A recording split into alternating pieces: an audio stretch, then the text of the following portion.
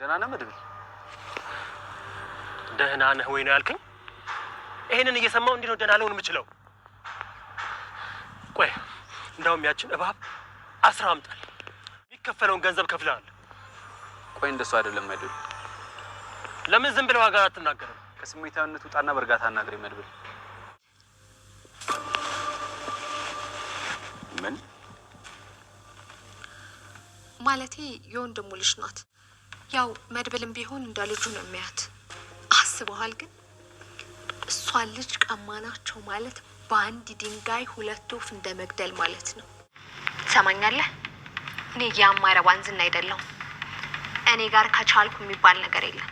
ችለህ አድርገህ እንድታሳየኝ ነው የምፈልገው። እሺ የኔ ቤት አውዚ ነበርኩ ህልምሽ ነው የተጋራው። ልጅ ስለሞለር ግን ለስንተኛ ጊዜ ነው ያነሳሻለሽ? ጠረን እየሸተተኝ ነው። አቤት መታደል! አንቺ የወለድሽ ማህፀን ምንኛ የተባረከች ናት። እስኪ እኔ ቆንጆ አግቢኝ እያልኩሽ እኮ።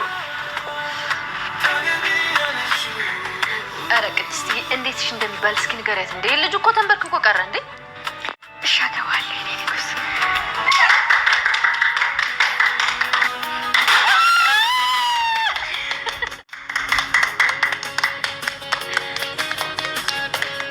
ያልፋል ሁሉም ነገር ያልፋል ማግኘት ማጣት ያልፋል እስከሚያልፍ ያልፋል አለመብሬ መንግስቱ ጋይስ ለካ ማያልፍ ነገር የለም ከታገስን ማያልፍ ነገር የለም እነዛ ማይነጉ የመሰሉን የመከራ ሌሊቶች የማይሄዱ የመሰሉን እነዛ ቀናቶች የማይሄዱ የመሰሉን እነዛ የረሃብ የችግር የመከራ ሰዓታቶች እነዛ ያጣንባቸው የተራብንባቸው የተወረርንባቸው የተሰደብንባቸው ተሰዎች በታች ይሆንባቸው ጨለማ ቤት ውስጥ ይሆንባቸው ጋይስ በአእምሮአችን ለሰከንድ መልካም ነገር ለማሰብ ያጣናቸው እለታቶች ለካ ያልፋሉ እግዚአብሔር በጤና ካቆየን ትግስቱን መድኃኒዓለም ከሰጠን ማያልፍ ነገር የለም የእውነት ምንም ያክል እንኳን ድራማ ቢሆን ድራማ በነገራችን ላይ ድራማ ማለት የእውነታውን ዓለም የሚያንጸባርቅ ማለት ነው እውነታውን ዓለም በቃ ማለት እውነተኛ ላይ የተመሰረተ ህይወት ነው ድራማ ማለት ጀስት ምናልባት ሁላችንም ይሄንን ህይወት ይሄን ራሱን እኮ ይሄን ድራማውን የሚኖሩት ይሄን የድራማውን ህይወት የሚኖሩ ሰዎች እንዳሉ በገሃዱ ዓለም ላይ እንዳሉ ነጸብራቅ አድርጎ የሚያሳይ ድራማ ነው አንድ ደራሲ ይሄን ድርሰት ሲጽፍ ዝም ብሎ ከመሬት ተነስቶ አይደለም ምክንያቱም እነዚህ ነገሮች በሙሉ ህይወት ላይ ሆን ይችላል በአንድ በሌላ መልኩ እነዚህ ነገሮች አሉ እንግዲህ በጣም በሚገርም ሁኔታ ከብዙ ጊዜ በኋላ እንግዲህ ምሳሌ ድራማ እንደሚታወቀው ብዙ ነገሮችን ረጅም ጊዜ አብረን እንትን ብለናል ቆይተናል እንግዲህ የምትከታተሉ ልጆች ታውቃላችሁ እንግዲህ ሞገስና ሉላ የመጀመሪያ ግንኙነታቸው ጀምሮ በፍቅር በተለያየ ህይወት ብዙ መከራ ደርሶባቸዋል አሁን ግን እግዚአብሔር ለኃይለኞቹ ጉልበታቸውን ይቀማል ለደካሞች ጉልበትን ይሰጣል ለተራቡት ያጠግባል ለተቸገሩ ይደግፋል ለተጨነቁትን ያረጋጋል ጥጋብ በጣም የበዛባቸውን ደግሞ ጥጋባቸውን ያስተነፍሳል እግዚአብሔር በቃ እግዚአብሔርን ያመነ በትግስት ለተጓዘ ሰው ሁሉም ነገር በጊዜው በሰዓት ይሆናል እንግዲህ እሱንም ደግሞ በሉላና በሞገስ ማየት ቀላል ነው ሉላ ከዝና ጋር በነበራት ህይወቷ ከ8 አመት በላይ በባዶ ቤት ተዘግታ ብቻዋን ስታለቅስ ስታነባ ግዴታ መሆን ስላለበት ብቻ ለዛውም ደግሞ ስለምትወደው ሰው ስለሞገስ ብላ ነው እንተናን ያገባችሁ ምክንያቱም የዛን ጊዜ ሉላ ሞገስን ነው የምወደው እኔ እሱን ማግባት አልችልም ብትል ኖሮ ሞገስን ወዳውኑ ዝና ይገለው ነበር ለምን መሰላችሁ በሰዓቱ ነፍሰ ገዳዮች ስለሆኑ እንግዲህ ከዛ ተከትሎት የመጣ ነገር ነው ዝና እንጂ አሁን የተጀመረ አሁን የተወሰጠና አሁን እንትን ያለ ህይወት አይደለም ይዝና ከዛን ጀምሮ እንግዲህ እኔ ያክል ጊዜ ሌላውን ተውትና አብረው ከሱ ጋር 8 አመት ያሳለፈችውን መከራ ጊዜ ተውትና ከሱ ጋር እንደማፈልገው ነግረው ከሱ ጋር ወጣ ተወይ በቃ ካሁን በኋላ እኔ ላንተ መገባ ሴት አይደለሁም ብላ አሰናብታው እንኳን ካለፈች በኋላ የመጀመሪያ ወደ ቤቱ ለመመለስ ብዙ ጥሯል በኋላ ደግሞ ወደሱ እንደማትመለስ አውቃ እንደተወችው ነገሩ እንደማይሳካለ ካወቀ በኋላ እሷን ለማስገደል ሞገስንም ለማስገደል የሄደበት ርቀት ሺህ ከሚኔል የሚባል ነገር ነበር ብዙ ነገር አድርጓል ጉድጓድ ሲቆፍር ነበር። በየለቱ በየሰዓቱ በየደቂቃው ሞገስና ሉላን ያልገደለበት እለት ዝና የለውም። በቃ እስከ ጥግ ድረስ ሂዷል። አሁን ግን አልቻለም። በመጨረሻም እንግዲህ እሱ ለራሱ ተላልፎ ለህግ ተሰጠ። ገባችሁ? በቃ ይሄ በዚህ ልክ ነው። እግዚአብሔር ትግስትን ተሰጣችሁ፣ ጽናትን ተሰጣችሁ።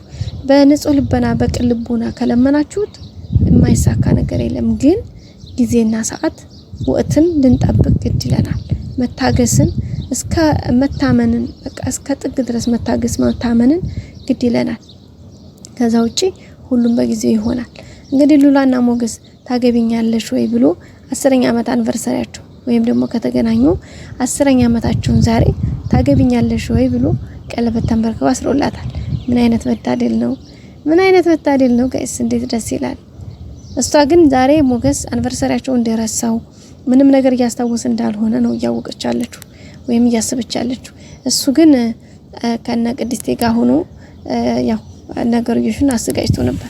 እሷ ባሏን እንግዲህ ሰርፕራይዝ አደርጋለሁኝ ብላ ወይም ደግሞ የአንቨርሰሪያችን እለት ነው ብላ ባሰበችው መንገድ እሱ ደግሞ ታገቢኛለሽ ወይ ብሎ በርከክ ብሎ ቀለበቷን አድርጎላታል። ደስ የሚለው ነገር ደግሞ ይህ ነገር ስኬት ሲመጣ አንዴ ነው። የመጀመሪያው እንግዲህ ገንዘባቸው ተመለሰ፣ እንዲሁም ድርጅታቸው ተለቀቀላቸው። እግዚአብሔር ይመስገን። አሁን ደግሞ ታገቢኛለሽ ወይ ብሎ እሷን አስደስቷታል። በነገራችን ላይ ሞገስ ከዚህ በላይ ምንም ደስታ የለውም። እሷን የሚያስደስታትን ነገር ለማድረግ የሚችለውን ያክል ድረስ ማድረግ ይፈልግ ነበር። ስለዚህ ከዚህ ይጀምራል።